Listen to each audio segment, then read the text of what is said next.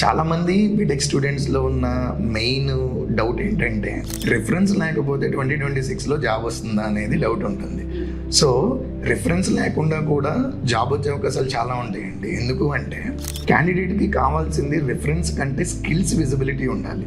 Skill ఉంటే demand always ఉంటుంది. చాలామంది ఏమనుకుంటారంటే రిఫరెన్స్ లేదు మాకు జాబ్ రావట్లేదు అనుకుంటారు, కానీ అది కరెక్ట్ కాదు. స్కిల్ ఉండాలి, కానీ ఆ స్కిల్ని విజిబిలిటీ కూడా చాలా important. First of all resume అనేది చాలా ఇంపార్టెంట్. రెజ్యూమే బాగా ప్రిపేర్ చేసుకోవాలి. రెండోది ఏంటి అంటే కోర్ కాన్సెప్ట్స్ మీద బాగా ఇంట్రెస్టెడ్గా నేర్చుకోవాలి. LinkedIn so very important thing. మన దగ్గర స్కిల్ ఉంది, కానీ స్కిల్ చూపించే ఒకటే ఒక ప్లాట్ఫామ్ ఏంటి అంటే లింక్డ్ఇన్, గిట్హబ్. సో లింక్డ్ఇన్లో ఎప్పుడైతే నెట్వర్క్ పెంచుకుంటూ ఉంటారో అప్పుడు మనకేంటి అంటే విజిబిలిటీ పెరుగుతుంటుంది. సో మనకి ఇక్కడ ఇన్స్టాగ్రామ్ ఉంది అండ్ స్నాప్చాట్ అని చాలా ఉన్నాయి. అవన్నీ సోషల్ నెట్వర్కింగ్ యాప్స్.